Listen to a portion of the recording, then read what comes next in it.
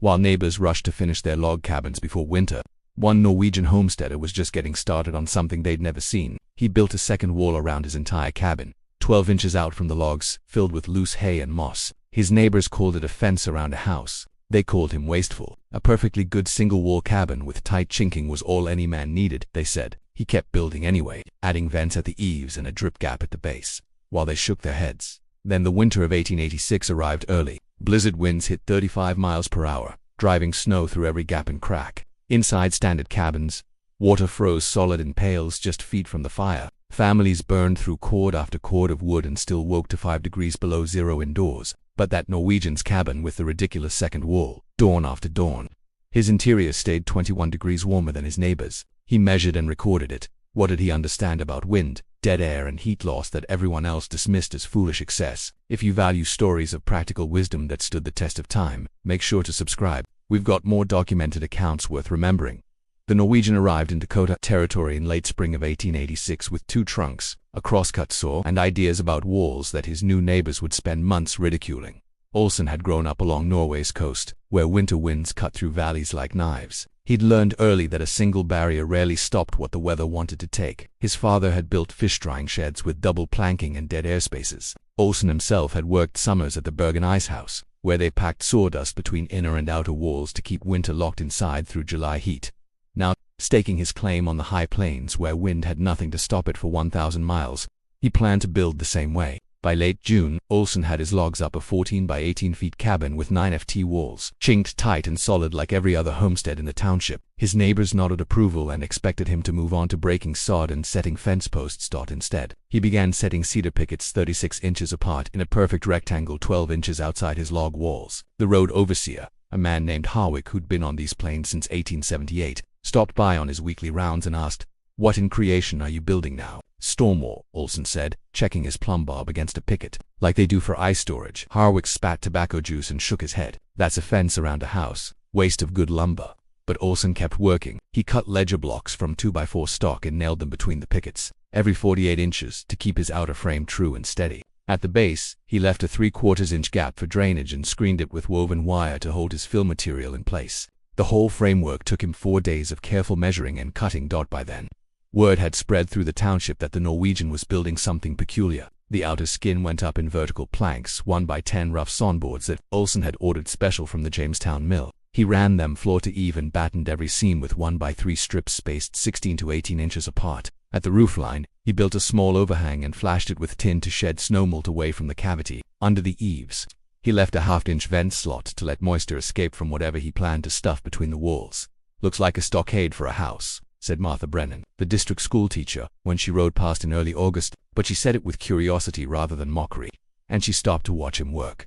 "Dead air," Olsen explained, gesturing toward the 12-inch gap. "Moving air steals heat. Trapped air holds it." He'd learned this principle not just from ice houses, but from conversations with a Lakota woman who traded sewn goods at the general store. She told him about teepee liners, inner walls of cloth that created a calm space between the wind-catching outer hide and the people inside. The liner trapped a band of still air that stayed warmer, and eliminated the drafts that made winter camps unbearable. Olsen had studied her description and realized he could build the same principle into rigid walls. Through late August and into September, while his neighbors finished harvest and began laying in firewood, Olsen cut and dried prairie hay. He built drying racks from scrap lumber and spent days gathering moss from creek bottoms, spreading it thin to cure in the sun. The hay he cut short and loose, knowing he needed material that would trap air without packing down solid. He calculated roughly 120 cubic feet of fill for the cavity around his cabin walls, and he wanted every bit of it dry as paper and light as possible. "That'll rot by Christmas," predicted Harwick during another visit. "Mice will nest in it. You'll have the whole wall full of vermin." "Ice houses use sawdust," Olsen replied. "That stays dry if you vent it right." By October, the mockery had settled into a steady pattern. Every man in the township had an opinion about the fence around Olsen's house, and none of the opinions were favorable. They called it wasteful because he'd used 1,200 board feet of lumber for an outer skin that served no structural purpose. They called it foolish because everyone knew tight chinking and a hot fire were all any cabin needed. They called it excessive because the gap between walls was wide enough to walk through, and who needed that much dead space around a perfectly good log house? But Olsen kept working. He filled the cavity carefully, tamping the loose hay and moss to approximately 3 to 4 pounds per cubic foot, dense enough to stay put, but light enough to trap maximum air. At the top of each wall section, He tacked muslin as a wind check to prevent the fill from settling and creating cold spots. For doors and windows, he hinged the outer planks like shutters, so they could swing open for access but sealed tight against weather. The work took him 2 months total, which was 6 weeks longer than most men needed to finish a cabin completely. His neighbors watched him labor through September heat and into October cold, shaking their heads at the time and money he was throwing at a problem that didn't exist. When the first snow dusted the ground in mid-October, and Olsen was still adjusting his EV vents and door seals, they figured they'd have proof soon enough that one good wall was better than 2 poor ones.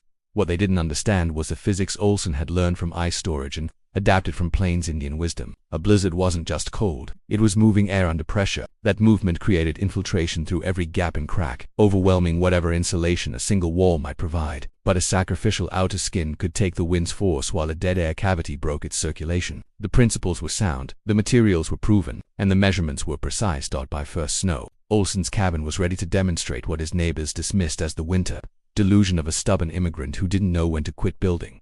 The first test came earlier than anyone expected. October 15th brought 3 feet of powder snow in 18 hours, driven by winds that bent fence posts and stripped bark from cottonwoods. The storm arrived without the usual warning signs. No mare's tails in the western sky, no drop in barometric pressure that old-timers could feel in their bones. One day the prairie lay brown and ready for winter. The next it disappeared under drifts that reached cabin eaves and buried wagon ruts completely. Harwick woke that first morning to find ice an inch thick in his water pail, sitting just 4 feet from his banked stove. The interior walls of his cabin wore a coating of frost where his breath had condensed and frozen during the night. He rekindled his fire with shaking hands and watched the flames struggle against drafts that seemed to come from every direction at once. Outside, the wind howled at sustained speeds above 35 miles per hour, with gusts that rattled his door in its frame and sent puffs of snow through gaps he'd thought were sealed tight. By dawn, Harwick's thermometer read 22 degrees below zero outside, but inside his cabin felt barely warmer than freezing. He'd burned through his evening firewood allocation and half of the next day's supply just trying to maintain enough heat to prevent his water from turning solid. The problem wasn't his stove or his wood. It was the wind driving cold air through every microscopic crack in his single-wall construction while simultaneously sucking heated air out through other gaps on the leeward side. Martha Brennan faced the same physics. At her cabin, a mile south, she'd banked her fire carefully before bed, leaving a bed of coals that should have lasted until morning. Instead, she woke to a cold stove and interior temperatures that made her breath visible in cloudy puffs. Ice had formed on the inside surface of her logs, creating a crystalline coating that grew thicker as her body heat met the frozen wood. She wrapped herself in every quilt she owned and struggled to restart her fire with fingers so stiff she could barely strike a match. The mechanism destroying their comfort was invisible but relentless. Blizzard winds create pressure differentials that turn any structure into a giant bellows. Air gets forced through the tiniest gaps on the windward side, while heated interior air gets sucked out through openings on the lee. A single log wall, no matter how carefully chinked, presents hundreds of potential infiltration points where wind-driven cold can penetrate. The logs themselves become thermo bridges, conducting exterior cold directly to interior surfaces where it radiates into living spaces.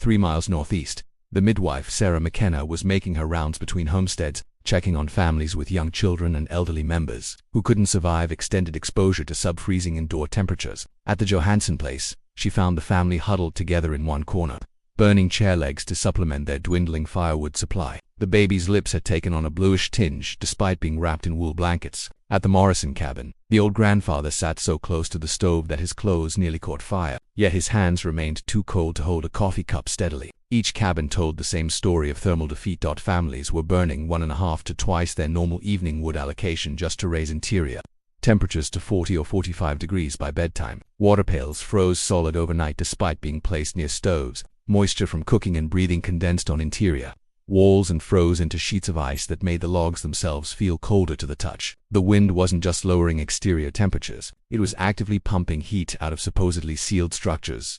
Meanwhile, at Olsen's double-walled cabin, a different set of physics was playing out. The Norwegian had banked his fire the same way as his neighbors, with the same amount of wood and the same careful arrangement of coals, but his outer plank wall was taking the wind's full force, creating turbulence and pressure relief in the 12-inch cavity filled with loose hay and moss. The actual log structure sat in relatively still air, protected from the convective pumping that was defeating every other cabin in the township. Loose fibrous fill in Olsen's wall cavity was performing exactly like the sawdust and tanbark used in commercial ice houses. Each strand of hay and clump of moss created tiny air pockets that couldn't circulate freely. Moving air steals heat through convection, but trapped air, held motionless by fibrous material, becomes an insulating barrier. The principle was so fundamental that icehouse operators had relied on it for decades to preserve winter ice through summer heat, and now it was working in reverse to preserve winter heat through blizzard cold. By the third day of the storm, the temperature differential had become impossible to ignore. Harwick made the bitter trudge through knee-deep snow to check on his Norwegian neighbor,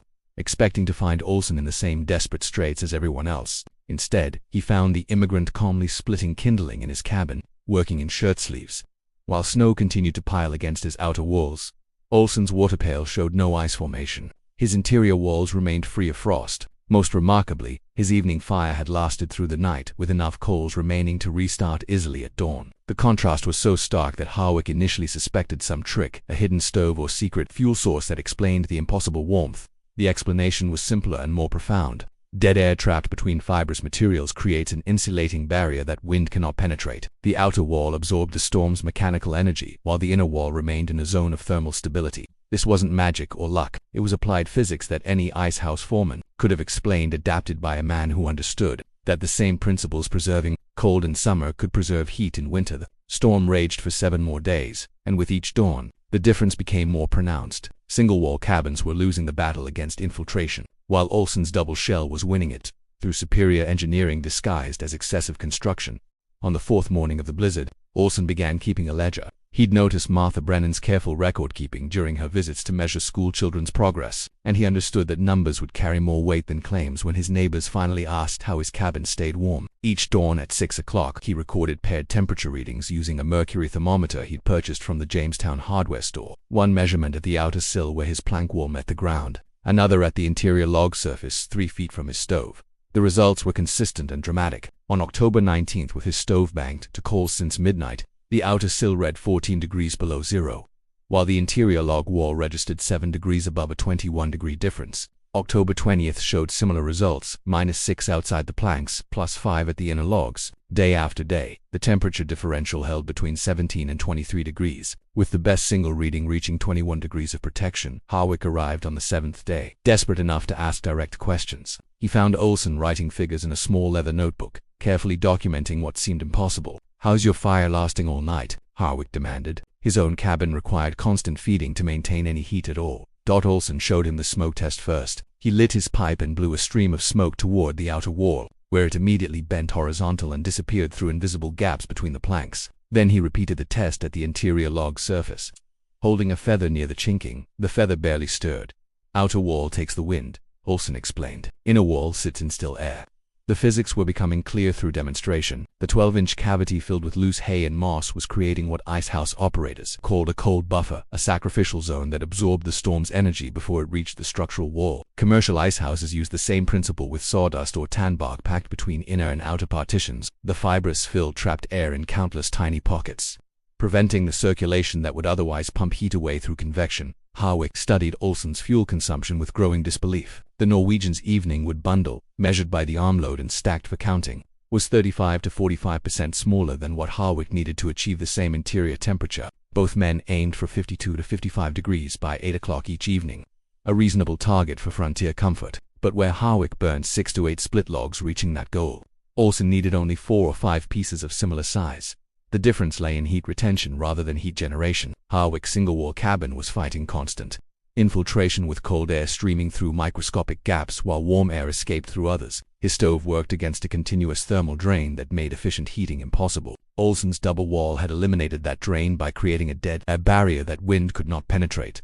Martha Brennan arrived on the 8th day to document the phenomenon herself. As a district school teacher, she kept weather records for the territorial government and understood the value of systematic measurement. She brought her own thermometer and spent an hour taking readings at various points around both cabins. At Harwick's place, she recorded interior lows of -5 to +5 degrees just before dawn, with ice forming in water pails throughout the night. At Olsen's cabin, she found steady readings between +10 and +4 degrees at the same pre-dawn hour, with no ice formation anywhere. Inside, the mechanism deepened under scrutiny rather than falling apart. Modern understanding of insulation centers on trapped air, the principle that motionless air creates thermal resistance while moving air destroys it. Straw bale construction, developed decades later, would demonstrate R values of 1.2 to 1.4 per inch by using dense straw to trap air in fibrous matrices. Olsen's loose hay and moss, while less dense, operated on identical physics. Each strand created microscopic air pockets that couldn't circulate freely, building thermal resistance through stillness rather than density.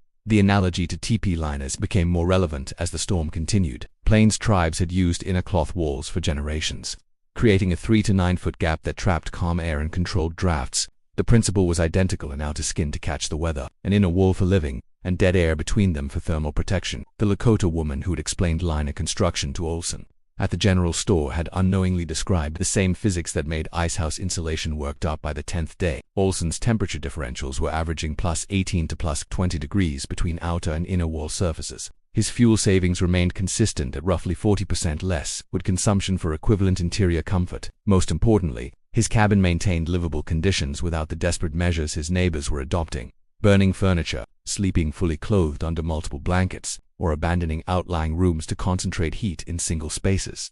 The storm finally broke on October 22nd, leaving the township buried under drifts that would take weeks to melt. But the thermal lessons were permanently recorded in Olson's ledger and in the memories of neighbors who had experienced the difference between fighting the wind and deflecting it. The double wall had proven itself not through theory, but through measurable performance during the worst conditions the Dakota Territory could deliver. When Harwick finally asked to see the construction details, Olson walked him through the method without commentary or self-congratulation. The 12-inch cavity, the loose fill at 3 to 4 pounds per cubic foot, the ventilation slots that prevented moisture buildup, the sacrificial outer skin that took weather damage while preserving the structural logs. Every element served a measurable function in creating thermal stability that single walls could not match. The killing week had ended, but its lessons would spread through the township as neighbors realized that excessive preparation had proven to be exactly sufficient. Preparation, and that principles, borrowed from ice storage and Plains Indian wisdom, could mean the difference between survival and surrender when winter had decided to test what men had built against its fury. The second storm arrived on November 3rd with 40 mph winds and temperatures that dropped to 38 degrees below zero. This time the crisis was immediate and life-threatening. At the Morrison cabin, the grandfather's breathing became labored in air so cold it burned his lungs. The Johansson baby developed a rattling cough that worsened each night as interior temperatures fell below freezing despite a fire that consumed their remaining chair legs and half their floorboards. Sarah McKenna made her rounds on the second day and found conditions that demanded immediate action. At 3 separate cabins, she discovered families burning their furniture to supplement exhausted wood supplies while water froze solid in containers placed directly beside red-hot stoves. The wind was driving infiltration so severe that heated air disappeared as fast as fires could produce it. Frostbite was beginning to threaten fingers and toes of children and elderly who couldn't generate enough body heat to compensate for the thermal drain. When families began appearing at Olson's door asking for shelter, he opened his outer shutters without hesitation and walked them through the why of his construction. Harwick arrived first with his wife and 2 young sons, followed by the Morrisons carrying blankets and the failing grandfather, but Johansson's came last, the mother clutching her coughing baby while the father dragged a sack of their remaining possessions through knee-deep snow. 11 people crowded into Olson's 14 by 18 feet cabin, but the double-wall system proved capable of handling the increased load. The Norwegian added extra muslin baffles at the vestibule he'd built around his outer door, creating an airlock that reduced infiltration by another 10 to 15%. He demonstrated this improvement by holding burning pipe tobacco near the floor at the inner door threshold, where the smoke now deflected less than 1/8 of an inch, instead of the 1/4 inch movement they'd seen before the baffles went up. The refugee families experienced thermal stability they hadn't felt in weeks. Water containers remained liquid throughout the night. Children stopped shivering and could remove their outer coats indoors. The grandfather's labored breathing eased as he no longer had to work against frigid air that stressed his aged lungs. Most remarkably, the combined evening fuel burn for all 11 people was 30% less per person than what the individual families had been consuming in their failed single-wall cabins. Olson spent the third day teaching emergency retrofits to neighbors who still clung to their own claims. The technique was simple but effective. Lash staked plank screens 8 to 12 inches off the windward walls, stuff the gap with loose straw from barn reserves, then line the interior walls with blankets or muslin to limit drafts. The materials were crude compared to his planned construction, but the physics remained sound. Harwick implemented the emergency method first, using rough boards and baling wire to create a sacrificial windscreen along his cabin's north and west faces. He packed the gap with straw from his livestock feed and hung wool blankets inside to create an additional air barrier. Within 48 hours, his pre-dawn interior temperatures had risen 12 to 16 degrees compared to the previous week's readings. Not as effective as Olson's full double shell, but survivable. The Morrison family followed the same approach on their cabin, focusing their retrofit efforts on the bedroom where the grandfather slept. They used canvas wagon covers instead of planks for the outer screen and filled the gap with hay salvaged from their summer cutting. The improvement was immediate and measurable. Frost stopped forming on the interior log surfaces, and the old man's breathing returned to normal rhythms. During sleep, Martha Brennan documented the emergency retrofits with the same careful measurement she'd applied to Olson's original construction. Her records showed that even crude temporary double walls produced interior temperature gains of 10 to 18 degrees when winds exceeded 30 miles per hour.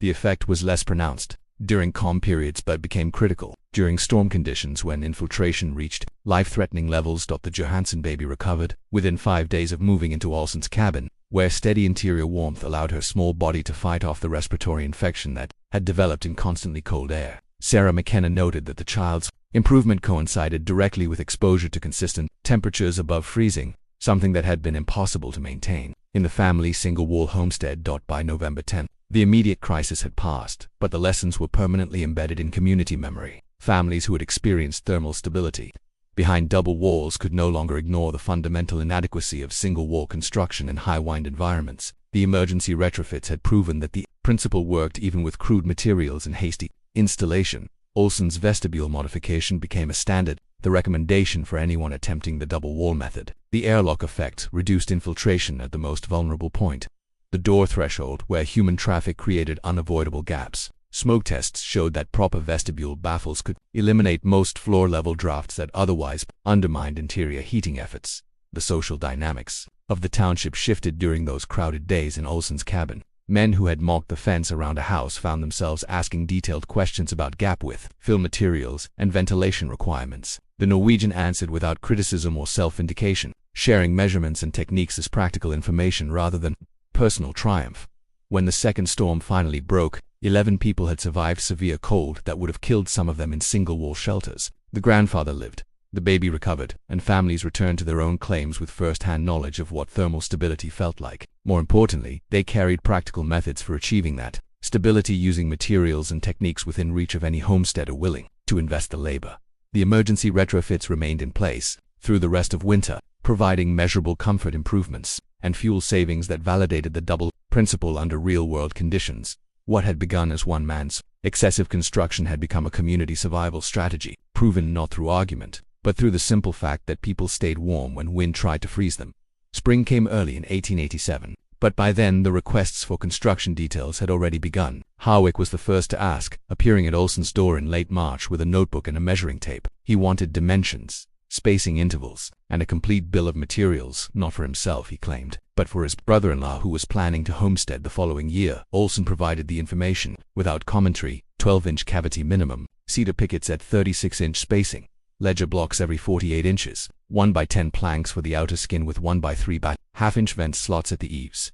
Martha Brennan made the second formal request, this time for inclusion in her annual report to the Territorial Education Office. She had documented the thermal performance through 2 major storms and wanted to preserve the technical details for other frontier teachers who might face similar challenges in remote schoolhouses. Olson walked her through the entire system: the woven wire screening at the base gap, the muslin wind check above the loose fill, the tin flashing that shed meltwater away from the cavity, the hinged outer shutters that provided storm protection for windows and doors. By summer, 3 of the 7 nearby homesteads had ordered lumber for permanent double-wall construction. The Morrison family committed first, investing in a complete retrofit that would protect their grandfather through another winter. They chose a 14-inch cavity instead of 12, using sawdust from the Jamestown mill where hay was scarce. The wider gap allowed for denser packing while maintaining the dead air principle that made the system effective. The blacksmith who serviced stoves throughout the township noted practical differences at cabins with double walls. He found fewer smoke-back problems and steadier draws because the inner walls sat in calm air rather than fighting constant pressure differentials. His repair visits dropped significantly at double-walled structures, and he began recommending masonry sleeves for stovepipes and better door seals to homesteaders attempting their own versions of Olson method. Construction details spread through informal networks rather than formal instruction. Neighbors observed each other's building techniques during barn raisings and harvest cooperation, noting gap widths, fill materials, and ventilation strategies. The Johanssons opted for a 16-inch cavity filled with a mixture of sawdust and moss, reasoning that wider spacing would provide better insulation despite higher material costs. The Brennans chose 12 inches but used all sawdust, following icehouse practice more closely than Olson's original hay and moss combination. Results from the second winter validated the method across multiple implementations. Martha Brennan kept detailed fuel consumption records for all 3 double-wall cabins, documenting 25 to 40% reductions in evening wood requirements to reach 55-degree interior targets. More importantly, none of the retrofitted homes experienced frozen water containers indoors during storm periods, and all maintained pre-dawn temperatures above 10 degrees throughout January's worst cold snaps. The Johansson baby thrived through her second winter, showing none of the respiratory distress that had nearly killed her the previous year. Sarah McKenna attributed the improvement directly to consistent interior warmth that allowed the child's developing lungs to function normally rather than fighting constant cold stress. The grandfather Morrison lived to see spring and credited his survival to sleeping in air that stayed above freezing throughout the night. Maintenance requirements proved manageable but consistent. Outer plank skins needed rebattening every 3 to 5 years as weather loosened the strips that sealed vertical joints. Hay and moss fill required replacement every 2 to 3 years, particularly after wet seasons when moisture penetrated the cavity despite ventilation slots. Sawdust fill lasted longer but cost more initially, creating a trade-off between labor, frequency, and material expense. The method's reputation spread beyond the immediate sellship through correspondence networks that connected frontier communities. County agents began including double-wall construction details in their agricultural bulletins, treating the technique as proven field practice rather than experimental innovation. The approach aligned with established icehouse insulation methods, giving it technical credibility that helped overcome resistance to frontier improvisation. By 1890, the double-wall principle had appeared in formal agricultural extension publications. A correspondent for the Dakota Farmer wrote detailed articles on dead air insulation, complete with diagrams showing proper cavity widths, fill densities, and ventilation requirements. The technique was described as particularly valuable in high-wind regions where standard chinking could not prevent infiltration during severe weather events. Modern building science would later validate every aspect of Olson's original method. Dead air remains the fundamental insulating principle in contemporary construction, with moving air destroying thermal resistance while trapped air providing it. Fibrous materials like straw continue to demonstrate respectable R values by preventing air circulation within wall cavities. High wind infiltration still overwhelms inadequate thermal barriers, making wind-resistant construction essential in exposed locations. The physics Olson had borrowed from icehouse practice in plains, Indian wisdom became standard frontier survival knowledge within the decade of his first double-wall cabin. Homesteaders throughout the northern plains adopted variations of the method, adjusting cavity widths and fill materials to local conditions while maintaining the core principle of sacrificial outer walls protecting structural inner walls through dead air barriers. What had begun as one Norwegian's excessive preparation became documented best practice for extreme climate construction. The method required more initial labor and materials than single-wall building, but the thermal performance and fuel savings justified the investment across multiple building seasons. Most importantly, families stayed warm and survived, whether that had proven lethal in conventional construction. The legacy lived in practical terms, rather than grand recognition. Children grew up healthy in consistently heated homes. Elderly members survived winters that would have killed them in drafty cabins. Fuel consumption dropped to sustainable levels that preserved precious wood supplies for essential uses beyond heating. On the plains, where wind never stopped testing what men built against its force, Olson's method had taken the teeth out of winter before it could reach the wall where people lived and families endured.